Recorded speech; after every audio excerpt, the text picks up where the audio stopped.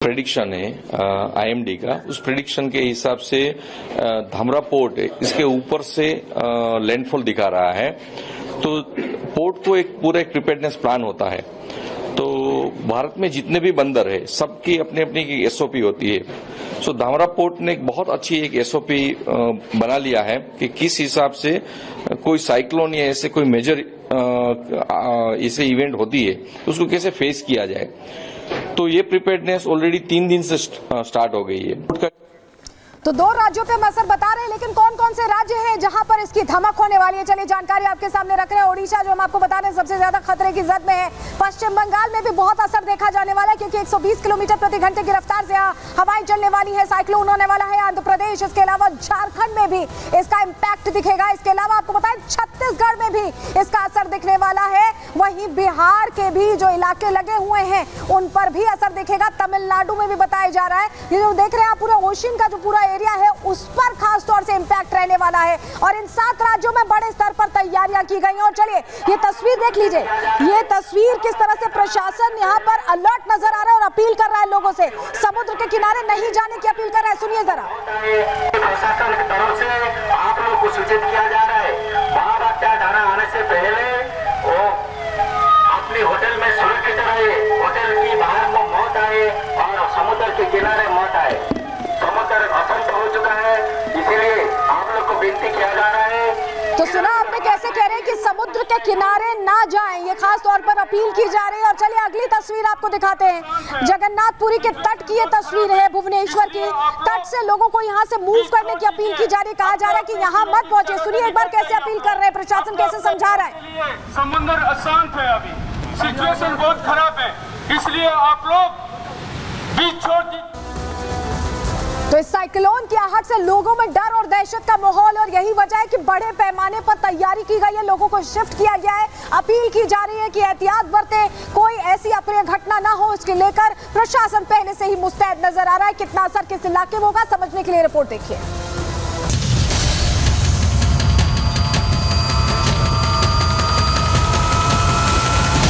सावधान सावधान सावधान, आया दाना तूफान। उड़ीसा से लेकर पश्चिम बंगाल आफत आई बेहिसाब। कल तक शांत दिख रहे समंदर आज उफान पर हैं। कल तक शांत पड़ी लहरें आसमान छू रही हैं। जहां तक देखो पूरे समंदर में हाहाकार मचा है। और ये आहट है उड़ीसा की ओर बढ़ रहे दाना तूफान की, जो अपने साथ बर्बादी लेकर आ रहा है।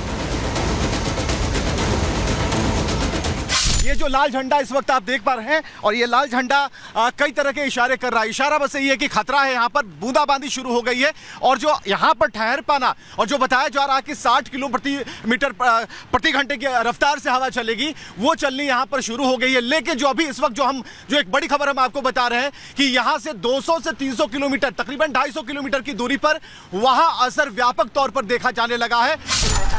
हालत यह है कि अभी से कई जिलों के लिए रेड अलर्ट जारी कर दिया गया है।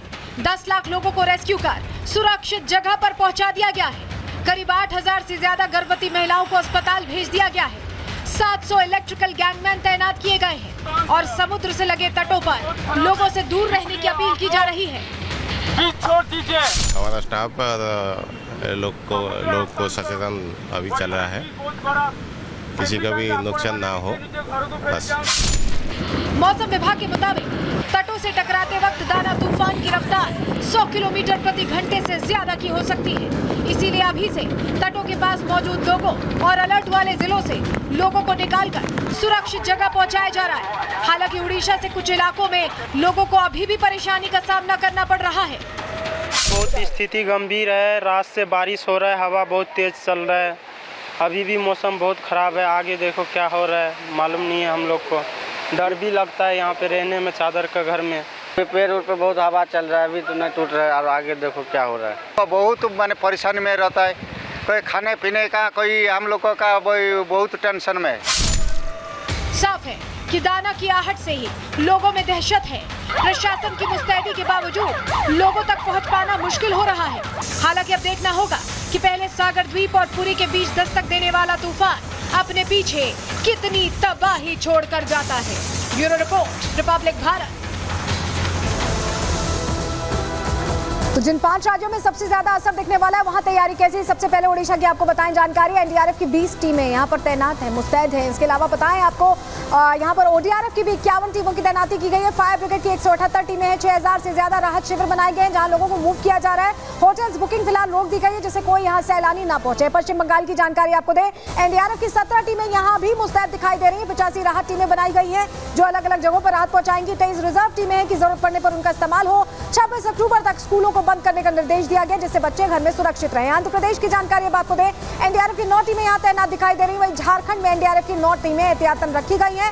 छत्तीसगढ़ में भी एनडीआरएफ की 1 टीम मुस्तैद दिखाई दे रही है। जरूरत पड़ने पर पूरी तैयारी रखी जाए इसको लेकर व्यवस्था की गई है। एनडीआरएफ के डीजी से भी हमने बात कर समझने की कोशिश की कि ये जो तूफान है इसका असर कितना देखा जाने वाला है, उसको लेकर कैसे तैयारी रखी गई है। सुनिए जरा। जो तैयारी चल रही है, इवैक्यूएशन जो है तकरीबन 1,70,000 से ज़्यादा लोग अफेक्टेड हैं, उनको इवैक्यूएशन किया जा चुका है अभी उड़ीसा में। इसके लिए शेल्टर्स बनाए गए हैं, तकरीबन 7,200 शेल्टर्स बनाए गए हैं जिसमें से तकरीबन 800 परमानेंट शेल्टर्स हैं, करीब 6,000 जो है वो टेम्पररी शेल्टर्स बनाए गए हैं। 100 की स्पीड एक अच्छी स्पीड है और अगर इसमें अगर प्रॉपर केयर और प्रिकॉशन नहीं लिया जाएगा, खासतौर पर ये इंश्योर किया जाएगा कि जो लोग लैंडफॉल के समय जो भी लोग हैं वो बाहर नहीं रहने चाहिए, कन्फाइंड रहने चाहिए इंडोर्स में सेफ प्रिकॉशंस पर। ये हमारी हिदायत है सब लोगों को। तो दाना की आहट को लेकर आपको बताएं, लॉकडाउन जैसी स्थिति है, लोगों को घरों में रहने की अपील की गई है। लॉकडाउन का दौर आपको कोविड के दौरान याद होगा। हवा की रफ्तार 120 किलोमीटर प्रति घंटे की तरफ से चलने वाली। आप समझ सकते हैं कि कितनी तेज ये रफ्तार होगी। जो कुछ भी जद में आएगा सब कुछ बर्बाद करके ये जाएगी हवा। 25 अक्टूबर को भारी बारिश की भी आशंका जाहिर की जा रही है और 26 अक्टूबर तक कई जिलों में यही वजह है कि स्कूल कॉलेजेस को बंद करने के लिए कहा गया है जिससे छात्र बच्चे घर से बाहर ना निकले, सुरक्षित अपने घरों पर रहें। लोगों को शिफ्ट किया गया है।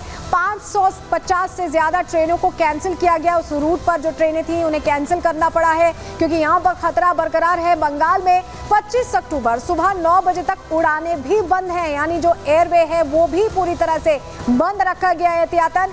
3000 से ज्यादा जो संवेदनशील गांव हैं उनकी पहचान कर ली गई है, वहां से लोगों को शिफ्ट किया गया है और पर्यटकों की आवाजाही पर पूरी तरह से फिलहाल 26 तारीख तक रोक लगाई गई है। जिससे कोई ऐसी तस्वीर सामने आए तो उसके लिए पहले से तैयारी हो। और ये भुवनेश्वर की तस्वीर आप देख रहे हैं, मोहन चरण मांझी को आप देख रहे हैं, मुख्यमंत्री जो समीक्षा बैठक कर रहे हैं। तैयारी कैसी है, कितनी डिप्लॉयमेंट कहां पर है, कितनी मुस्तैदी बरती जा रही है, लोगों को शिफ्ट किया गया है या नहीं, ये तमाम सवाल हैं जो मुख्यमंत्री खुद पूछ रहे हैं लोगों से।